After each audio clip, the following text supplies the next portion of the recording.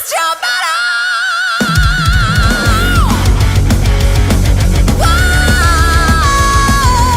89.7 FM, mywcwp.org. What's up, everybody? Pat and Reece here from the Shred Shack, and we were talking with Brittney from Unleash the Archers. Thank you for calling in. I know it's been a pain trying to get in contact with us. We suck. No, don't worry about it. It's all good. It's Glad cool. we finally worked it out. Yeah, I know. We were trying to set it up, and the phones went down yesterday, and now we've got everything settled. You're on the air, so it's cool. Cool. Thank you very much. Where are you calling from, by the way? Vancouver, BC. I'm actually just in my car on the side of the road. Oh, wow. What were you up to tonight? I had to work today, actually, so it's just about 5 o'clock here. I was like, all right, time for an interview. Pull over. Well, what do you do when you're not in the band? I actually am a manufacturer's rep, so we sell light fixtures to stores and stuff in Western Canada. It's it's kind of boring, but you get some really rad technology come across your desk sometimes, so it's not too bad. That's pretty cool, actually. Yeah. Yeah, if you ever want to know about LED, just call me, because I know about it. How much of the time does the actual job take up compared to the band? Well, I'm like 9 to 5 Monday to Friday, and then pretty much I come home at 6 o'clock, and I'm on the laptop all night long for the band, so I like to say I work 80-hour days pretty much, because it's just I get to bed at 2 in the morning, and because our label's over in Europe, right, and so they come online about midnight, and so I like to stay up till then so that I can back and forth with them a little bit on emails, and then I go to bed and wake up at 6 a.m. and start work, so it's pretty awesome. You might be the single busiest person that we've ever talked to on the show, because most people are like, we get up around 5, and then we have a show. So, yeah, it would be really nice to not have a day job one day, but for right now, it's the only thing that pays for plane tickets and stuff like that, so it's worth it, yeah. Awesome. Let's talk about the new album, Time Stands Still. It is out right now. What can you tell us about it before we ask any questions? It's really great to finally have it out there because we've been sitting on it for so long. We started writing it back in 2013, and we were originally going to have a spring 2014 release, and a bunch of stuff happened or whatever, and then we signed with Napalm, and so just so ready to have it out there and done, and very excited that it's finally hit the airwaves, I guess you could say. There you go. As you just said, with Napalm, you just signed with them. This is your first release with them. Has it been a positive experience so far? So far, yeah. You hear a lot of battling, a lot of back and forthing and stuff with bands and labels. There's good things and there's bad. There's benefits and detriments, but that's the way it is with every contract, and you got to make sure that it's mutually beneficial for both parties. So there was a lot of give and take from both sides, but we're happy. As of right now, they're working hard for us, and we're doing our best to work hard for them, and we're finding opportunities wherever we can, and basically just trying to keep it a good working relationship. And gotta think positive. Yeah. Exactly. Now, you said that you started writing this in 2013. How much can it change in 2 years' time when you're going back and forth waiting for this to be released? Well, we had 3 songs written, and then our main songwriter pieced out and was like, I can't afford to be in this band anymore. And we were like, oh, awesome. What are we going to do? And so we kind of had a little bit of a standing still moment, I guess you could say. Yeah. And then the 3 of us, Scott and Grant and I, decided to just, push on, and we finished, fixed the songs that we had going or whatever, changed any little bits that we wanted to, and then found a new guitar player, and he jumped on board with, material galore and ready to rock. But I don't know, I think we did a really good job of blending them all together, and a lot of the stuff was Grant ideas anyways that was written before Braden left the band. So Grant was really starting to take on a big role in writing everything. So we're still growing though. Even just as the new lineup is coming together, we're learning more and more about each other and our writing styles and stuff. So this is the next record we write is going to be probably even more changed. So right. There is a definite difference between the older material and the newer one. I think it's for the better, but it's No, I agree. You want to grow, you want to try out new stuff, and we're influenced by different music, these days than we were back then. So yeah, you're gonna definitely hear a change. And we get older and we mature and stuff like that. So, but who wants to do that, really? I mean, just gonna act my shoe size for the rest of my life. I'm gonna be 7.5. There you go. That's a great line. I love that. Yeah. I just forever. I'm guessing several of you are fans of Mad Max, especially with the new video, Tonight We Ride. Yeah. Yeah, well, we actually, that whole idea was from our director. We got hooked up with him again back in 2013, and we sent the song to him, and he was like, oh, I got an idea.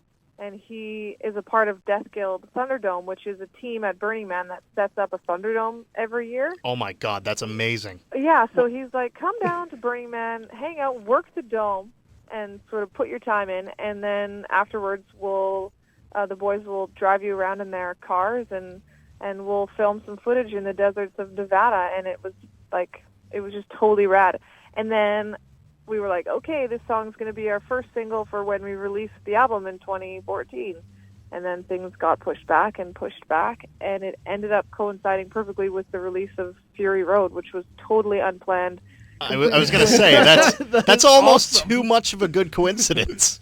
It was weird, right? We knew that it was happening when we were out there. We knew that they were filming Mad Max and that they were working on it and that it was going to be a thing, but we were just kind of like, well, wouldn't that be cool if they came out at the same time? And then,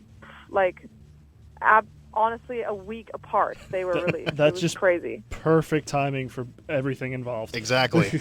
Especially because when you think about it, before this movie came out, all you had were just people going like, oh, Beyond Thunderdome was such a weird but great movie. And then you have a music video based around that, and then they decide to reboot it.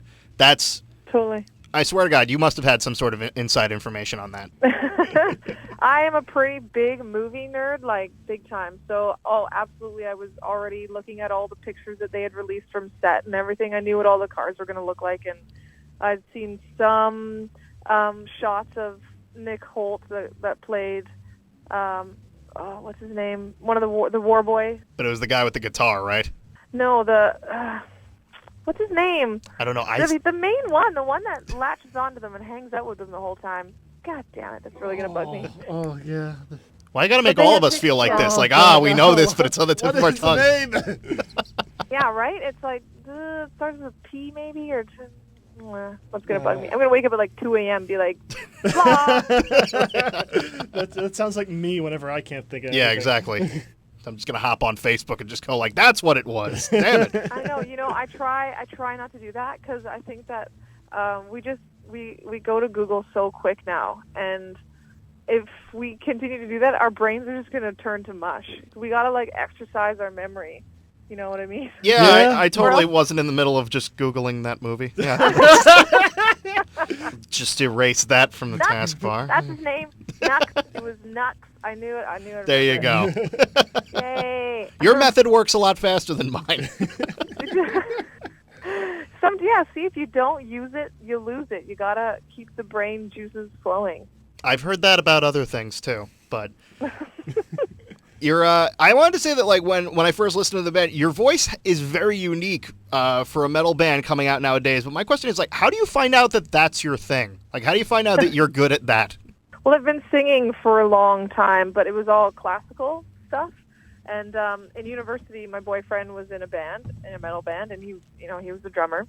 Still my boyfriend. He's the drummer of Unleash the Archers now. And when we used to go to the shows, I would just stand there being like, I could totally do this. They had a screamer, not a clean vocalist, but he did some clean stuff, some choruses. It was big into the metalcore days then, so scream versus sing-along choruses, that kind of thing. Yeah, we know all about that.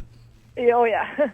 And so I just loved it, and I was like, I could totally do that. And when they broke up, I asked Scott, I was like, do you want to do something with me as the singer? Is that something you'd be interested in? And he's like, yeah, sure. And we called up the guitar player from that band as well, Braden. And he was totally down, and we started jamming right away. And I don't know, it did take me a while. At first, it was a bit of the Nightwish kind of opera thing, a little poppy, but I did not like that. And it took me probably about a year before I finally started writing stuff that I was actually really happy about and really writing for my voice and not for what I thought I wanted to do. So But yeah, I've definitely, I mean, and the studio is a really sort of a pressure cooker, and I always was kind of shy when it came to the studio and performing in the studio. So this last record, I really just kind of threw it all out there and did what I do live in the box. So I think that my style came across a lot better on this record than any of the others. And I mean, experience as well. I mean, you get better in the studio every time you go in there. So Practice makes perfect. There you go. Sure does. We have a question in from one of our longtime listeners, Phil. He wants to know what exactly inspired the name Unleash the Archers, other than the fact that it sounds epic.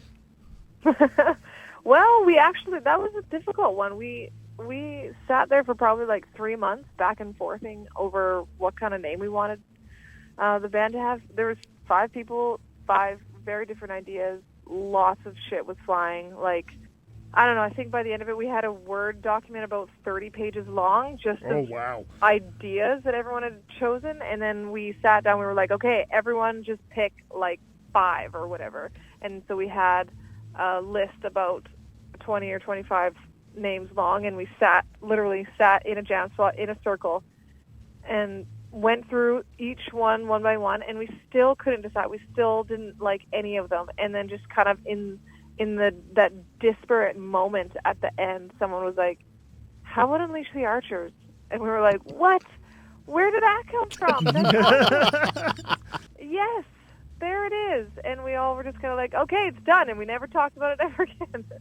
But I love it. I'm like a medieval total history nerd. Like, I love medieval mythology and all that stuff. And I just picture being on the ramparts and the barbarian horde like running at my castle, and what's the first thing that I do, right? I unleash the archers on them. So I don't know, I like it a lot. Yeah, I like that there was a method to the madness in Yes. addition to just sounding cool.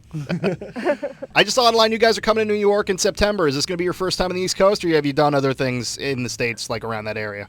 We actually toured a little bit in the East in 2012, but that's it. Other than that, I mean, we barely even touched the East Coast, so pretty much everything's going to be new for us. So we're really excited about that. We're going to be hanging around there, the East, for quite a while, just like, I don't even know, like doing a little star map kind of thing around everywhere. So it's going to be super exciting, and I love that we're going to be there in the fall, and because we just hear so many great things about the East Coast in the fall. So yeah, it's going to be rad. You know, you got an album out now. You guys are going to be touring in September. What does the future hold for the band?